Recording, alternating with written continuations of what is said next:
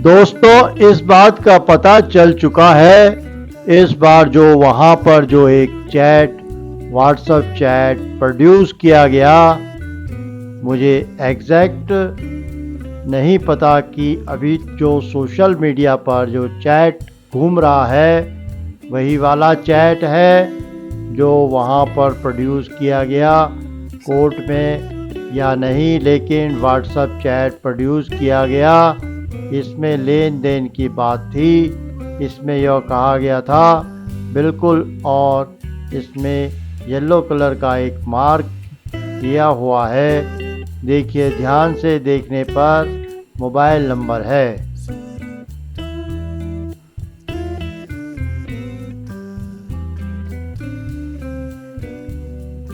Media में ये चल चुका है। इस बार जो वहां पे जो एक चैट व्हाट्सएप चैट प्रोड्यूस किया गया, मुझे एग्जैक्ट नहीं पता कि अभी जो सोशल मीडिया पे जो चैट घूम रहा है वही वाला चैट है जो वहां पे प्रोड्यूस किया गया कोर्ट में या नहीं, लेकिन व्हाट्सएप चैट प्रोड्यूस किया गया जिसमें लेन देन की बात थी, जिसमें यह कहा गया था कि 15 टीन घी भिजवा दीजिए और हैदराबाद वाली पहले के हाथों भिजवा देते हैं दर्शकों को। जी, ये सत्येंद्र जैन का ये मैं लेटर बता है। दूं कि देखिए जी, सत्येंद्र जैन का लेटर नहीं है, ये एफिडेविट है जो चुनाव से पहले उन्होंने सबमिट किया था, बिल्कुल। और इसमें येलो कलर का एक मार्क किया हुआ है, देखिए ध्यान से। वो एक मोबाइल नंबर है जिससे सत्येंद्र जैन ने ये एफिडेविट। पंकज जी की आवाज कट रही है, इस मोबाइल नंबर को गौर से देखिएगा जरा, 9810154102। ये नंबर दिया है सत्येंद्र जैन, लिखा है माई कॉन्टैक्ट टेलीफोन नंबर, उसमें ये नंबर दिया गया है। इस नंबर से चैट वायरल है, दिखाइएगा जरा वो चैट भी। जी, अब देखिए ऊपर जो नंबर है जिससे ये चैट जिसका प्रिंट आउट निकाला गया है, इसलिए ब्लैक एंड व्हाइट दिख रहा है, उस चैट का ऊपर का नंबर देखिए 9810154102।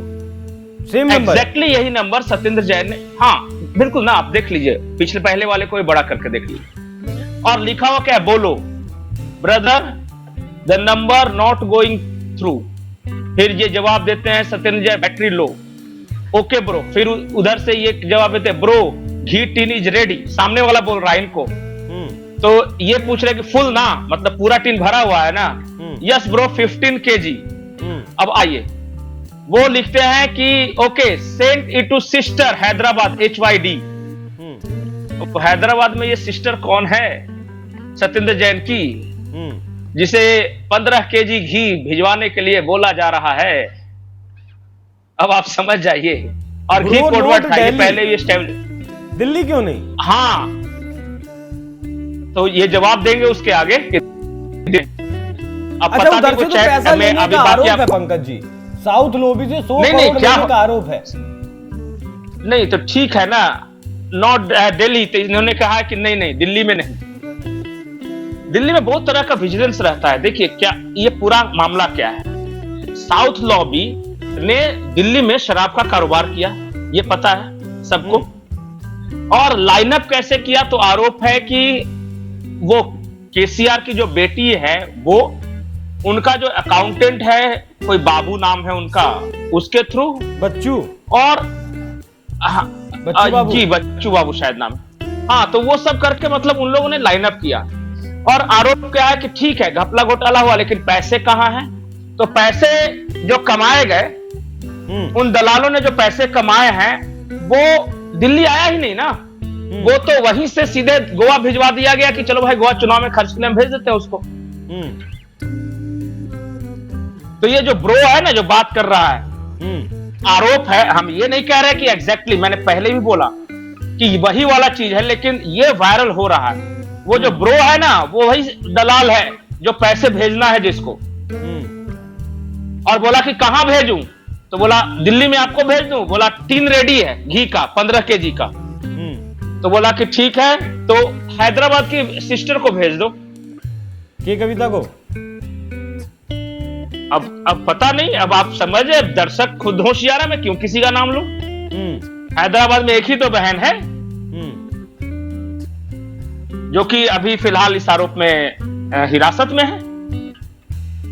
तो मैं जो भी दर्शक देख रहे हैं, मैं ये कह रहा हूं कि जो भी दर्शक देख रहे हैं वो देखें कि ये एफिडेविट और वो जो चैट जो इस नंबर से होता, और ये सच्चाई है जो ईडी ने बताया कि 170 फोन डिस्ट्रॉय किए गए। अच्छा बताइए, जो आदमी के मन में कोई पाप नहीं रहेगा और इतना बड़ा आदमी है, महंगा महंगा फोन खरीदता है एप्पल का, वो क्यों महीने के दिन के अंदर 3 एप्पल फोन बदल देगा? कोई तो कारण नहीं होगी, तोड़ देगा। तोड़ नहीं, पूरी तरह जिस तरह से डिस्ट्रॉय किया जा सकता है सब किया। हाँ। अरे केजरीवाल से ईडी पूछती रही कि आपका पहले वाला फोन क्या हुआ, उन्होंने कहा याद नहीं है। बोला नंबर, बोला अभी कुछ नहीं याद आ रहा है, मैं गजनी बन गया एकदम। तीसरा और महत्वपूर्ण बात जो ईडी ने कोर्ट को बताया, उन्होंने बहुत गंभीरता से बताया। देखिए 2 दलील थी। एक, केजरीवाल ने कहा था कि उन्हें चुनाव प्रचार से रोकने के लिए अरेस्टिंग की गई है, तो ईडी ने कहा कि भाई जब पुख्ता सबूत हो ना तो हम गिरफ्तार कर सकते हैं, हमें इन सब से कोई मतलब नहीं। ऐसे तो इस देश में कहीं ना कहीं चुनाव होते रहता है, तो एक अभियुक्त क्या करेगा कि वो लोकसभा का भी चुनाव लड़ेगा, विधानसभा का लड़ेगा, पंचायती का लड़ा, मुखिया का लड़ेगा, तो हमेशा चुनाव में है, तो उसको अरेस्ट कब करेंगे? तो ये दलील नहीं हो सकती कि चुनाव नजदीक आ गया इसलिए। चुनाव हो रहे हैं, देखिए अप्रैल में उनको मैंने मार्च में कर लिया, 1-1.5 महीना पहले ही। तो इतना तो गैप इस देश में चुनाव में होता ही है, एक चुनाव से दूसरे चुनाव जाने में। तो ईडी का कहना था कि चुनाव ये नहीं हो सकता, आपके खिलाफ सबूत है कि नहीं ये बताइए। और दूसरी बात जो ईडी ने बेहद महत्वपूर्ण बात कही है वो ये कि केजरीवाल शातिर क्रिमिनल की तरह बिहेव कर रहा है। हाँ। और उसके रीजन में ये दिए गए कि देखिए पहले तो हमने समन भेजा, तो ये समन अवॉइड करता रहा और पढ़े लिखे शातिर क्रिमिनल की तरह ये अवॉइड करता रहा, उसके जवाब भेज देता था ताकि मेरा कोरम भी पूरा हो जाए और मुझे जाना भी नहीं पड़े। फिर इसने क्या किया कि जब हमने इन्हें उठाया तो मैंने आपको बताया कि अचानक सब कुछ ये भूल गए, इनको कुछ याद ही नहीं रहा था। वो भी चाल थी और बोला कि ये क्रिमिनल की तरह कैसे बिहेव कर रहा है कि जेल के अंदर जानबूझकर जो चीज इसको मना है, बोला कि केजरीवाल को पता है कि इन्हें टाइप 2 डायबिटीज है, लेकिन फिर भी अपनी पत्नी के द्वारा ये उन सब चीजों को खाने के लिए मंगा रहा है जिसकी वजह से इसका शुगर लेवल बढ़े और कम से कम ये अस्पताल में जरूर चला जाए। मतलब जेल में नहीं रह जाए, छूटना, जमानत मिलना बात की बात, लेकिन ऐसी कंडीशन सिर्फ अस्पताल में भर्ती होने लायक ये हो जाए, उसके बाद तो फिर अपना राज, अपना खुला खेल फर्रुखाबाद। तो ये ईडी ने बताया है सुप्रीम कोर्ट ने। लगातार high court, supreme court, Rouse Avenue court में याचिकाएं दाखिल कर रहे हैं कि किसी भी तरीके से जमानत मिल जाए, जेल से वो बाहर आ जाएं, भले ही वो कैसे भी करके आए, बस अपनी सरकार चलाते रहें, शीश महल में उन्हें जाने का एक बार फिर से मौका मिल जाए। लेकिन अरविंद केजरीवाल के ऊपर लगातार मुसीबतों का पहाड़ टूटता जा रहा है। हाई कोर्ट ने जो फैसला दिया था, अरविंद केजरीवाल को दोषी माना था हाई कोर्ट ने, उस फैसले को अरविंद केजरीवाल ने सुप्रीम कोर्ट में चुनौती दी थी और उस चुनौती पर सुप्रीम कोर्ट ने ईडी से जवाब दाखिल करने के लिए कहा, जिसमें ईडी ने सुप्रीम कोर्ट में हलफनामा दाखिल किया और उस हलफनामे में भी ये निकल कर सामने आया कि ईडी के पास पर्याप्त सबूत हैं। लेकिन ईडी ने जो कोर्ट में सबूत दिए हैं वो तो आप देख ही चुके होंगे, लेकिन आज हम आपको एक ऐसा सबूत दिखाने वाले हैं जो शायद आपने नहीं देखा होगा, और वो सबूत आम आदमी पार्टी की, सत्येंद्र जैन की, मनीष सिसोदिया की और अरविंद केजरीवाल सभी की मुसीबतों को बढ़ाने वाला है। ये सबूत इस वक्त सोशल मीडिया पर वायरल हो रहा है। हम हालांकि इसकी पुष्टि नहीं करते, लेकिन जो चीज चल रही है वो सोचने वाली तो जरूर है। दिखाएंगे आपको वो सबूत क्या कुछ है। उससे पहले स्वागत है पंकज प्रसून, हमारे वरिष्ठ पत्रकार। पंकज जी, सुप्रीम कोर्ट में जो मामला गया उस पर एक छोटी सी टिप्पणी करिए, उसके बाद दर्शकों को वो सबूत दिखाते हैं। बहुत बड़ा खुलासा इसे नहीं कह सकते, लेकिन पहले ये चर्चाएं होती थी, अब सबूत आ गया। सुप्रीम कोर्ट में ईडी ने कहा कि 170 मोबाइल फोन नष्ट किए गए थे जी, 170 एग्जैक्ट नंबर, उस दौरान जिस दौरान ये घोटाला हो रहा था, और उनमें से कई महंगे फोन, आईफोन वगैरह सब थे, और वो नष्ट किया गया था।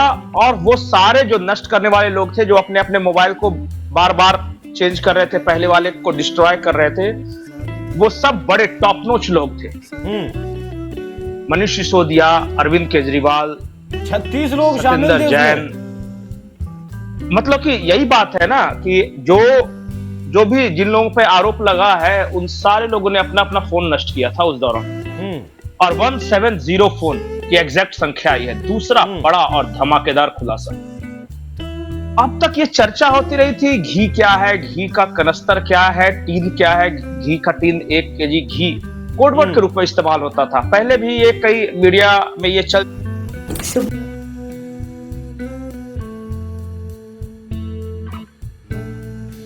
पहला झटका तो सुप्रीम कोर्ट से लगा, क्योंकि इस पर सुप्रीम कोर्ट ने साफ कह दिया कि भैया बैलेट पेपर से तो चुनाव नहीं होंगे और बैलेट पेपर से चुनाव कराने का कोई मतलब ही नहीं बनता। दूसरा झटका मोदी विरोधियों को तब लगा, मोदी ने मनमोहन सिंह का पुराना वीडियो निकालकर रख दिया कि कैसे कांग्रेस देश के संसाधनों पर मुसलमानों के पहला हक होने की पैरवी कर रही थी, क्योंकि कांग्रेस और उसका इकोसिस्टम, मैंने आपको बताया था, पॉपकॉर्न की तरह उछल रहा था। कह रहा था कि मनमोहन सिंह ने ऐसी कोई बात ही नहीं कही। लेकिन मनमोहन सिंह का नया वीडियो आ गया जिसमें क्लियर कट दिख रहा है कि देश के संसाधनों पर मुसलमानों का पहला हक होने की बात वो साफ साफ कह रहे हैं और ताल ठोक कर कह रहे हैं कि मैं अपने बयान पर कायम हूं। वो वीडियो दिखाऊंगा भी। मोदी विरोधियों को तीसरा झटका उन तस्वीरों को देखकर लगा जो तस्वीरें बंगाल से आई, जिसमें नरेंद्र मोदी के लिए ऐसा क्रेज दिख रहा है बॉस बंगाल में, गजब एकदम। और इससे पहले किसी नेता के लिए शायद ही दिखाओ। एक बार बंगाल में पीएम मोदी का जो जलवा दिखा उसे देख लीजिए, फिर बताऊंगा कि मनमोहन सिंह के नए वीडियो ने कैसे आगे के चुनाव को पलट कर रख दिया है।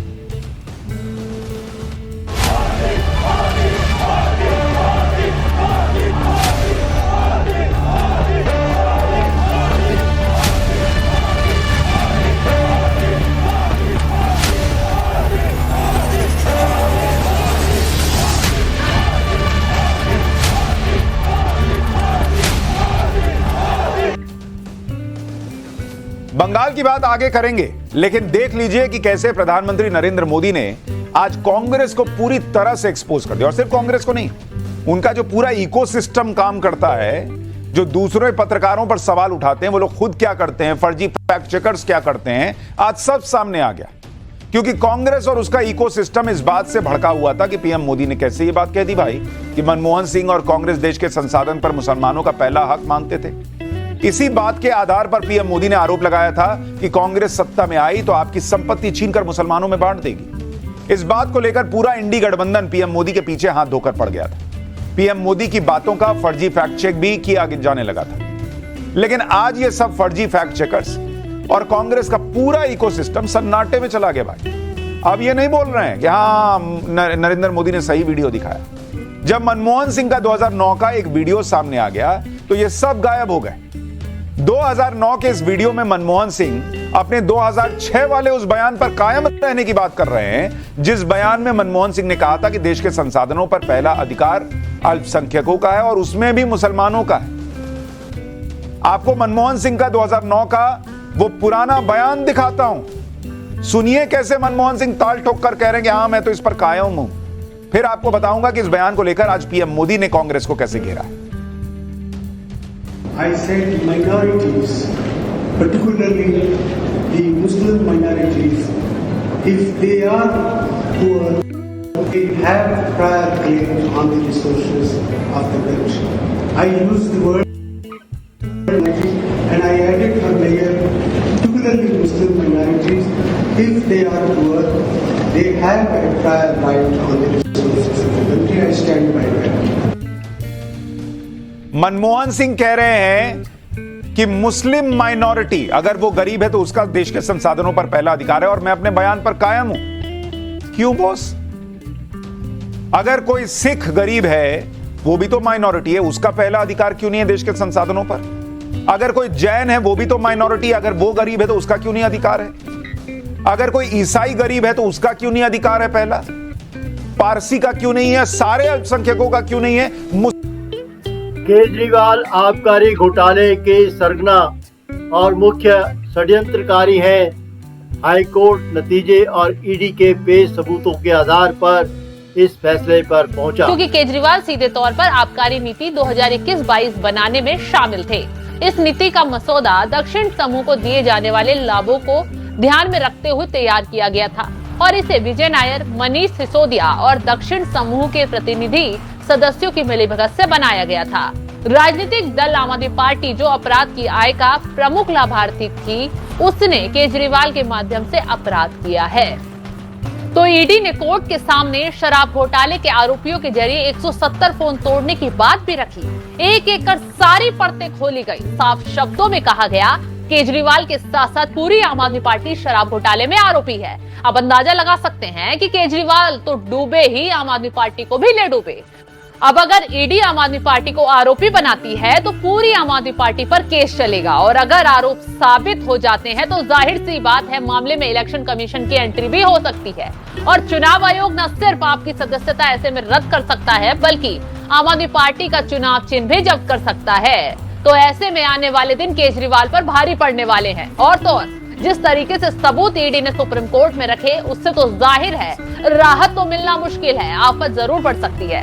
ईडी का डंडा चलते ही अब आम आदमी पार्टी के नेताओं ने बौखलाना शुरू कर दिया है। फिर से वही आरोप लगा रहे हैं। आरोप लगाते हुए आप नेताओं ने कहा, ईडी झूठ बोलने वाली मशीन है। वो एक जांच एजेंसी नहीं बल्कि बीजेपी के राजनीतिक दल की तरफ से काम कर रही है। ईडी के पास दिल्ली के तथा कथित शराब घोटाले में एक भी सबूत नहीं है। सिर्फ अरविंद केजरीवाल को लोकसभा चुनाव में प्रचार से रोकने के लिए ये सारी साजिश की गई है। अब जरा आप नेताओं से पूछा जाए, अगर सबूत ना होते तो क्या कोर्ट से जमानत ना मिलती?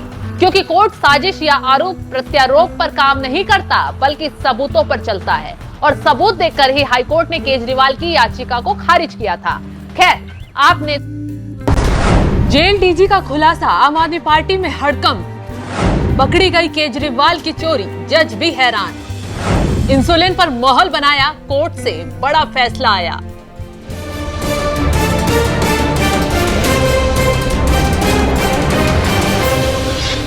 नमस्कार, आप देख रहे हैं एनएमएफ न्यूज, मैं आपके साथ शबनम। एक कहावत है, जब पाप का घड़ा फूटता है तो सब कुछ तहस नहस हो जाता है। अब ये हाल दिल्ली के मुख्यमंत्री अरविंद केजरीवाल का हो चुका है। कुर्सी दांव पर लगी है, सरकार कभी भी बर्खास्त हो सकती है, क्योंकि उनकी कोई भी चालाकी, कोई भी पैतरेबाजी ना तो ईडी के सामने काम आ रही है और ना ही कोर्ट के आगे। और तो और झूठ भी केजरीवाल को ले डूबा है। इस बार तो जेल में केजरीवाल की एक ऐसी चोरी पकड़ी गई जिससे न सिर्फ जेल प्रशासन हैरान हो गया बल्कि जज साहब भी गुस्से में आ गए। ये चोरी है इंसुलिन न मिलने पर शोर मचाने की। आम आदमी पार्टी पिछले कुछ दिनों से शोर मचा रही है कि जेल में केजरीवाल का शुगर लेवल बढ़ रहा है, उन्हें इंसुलिन नहीं दी जा रही है। इतने में काम नहीं चला तो आरोप लगाया उन्हें दवाइयां ना देकर स्लो डेथ दी जा रही है, जहर दिया जा रहा है। मामला कोर्ट तक पहुंच गया। कोर्ट में क्या खेल हुआ बताएंगे आगे, लेकिन उससे पहले तिहाड़ जेल डीजी संजय बेनीवाल का बड़ा बयान सामने आ गया है, जिसमें उन्होंने साफ शब्दों में बताया कि आखिर जेल में केजरीवाल के साथ क्या हो रहा था। जेल डीजी ने खुलासा करते हुए बताया, देखिए, दो बातें हैं, खाना और इंसुलिन। खाना हमारे यहाँ समय पर दिया जाता है, केजरीवाल का खाना घर से आता है। ऐसे में आने में, चेक होने में और इन तक पहुँचने में अगर 5 से 7 मिनट लगता है तो लगेगा। इंसुलिन की जो बात है तो हमारे यहाँ 900 से 1000 लोग शुगर के मरीज हैं। मैं इन सभी लोगों को रोज मैनेज कर रहा हूँ। मेरे लिए ये मुद्दा नहीं है, लेकिन अगर लोग राजनीति के लिए ऐसे मुद्दे उठा रहे हैं तो मुझे इसमें शामिल नहीं होना। जेल डीजी ने केजरीवाल को बेनकाब करते हुए साफ शब्दों में कहा है कि यह मुद्दा सिर्फ और सिर्फ राजनीति के लिए बनाया जा रहा है, वरना तो शुगर के जेल में जितने भी मरीज हैं सबको दवाइयां भी टाइम पर दी जा रही हैं, सबका बराबरी से ख्याल रखा जा रहा है। सिर्फ केजरीवाल ही है जो शोर मचा रहे हैं।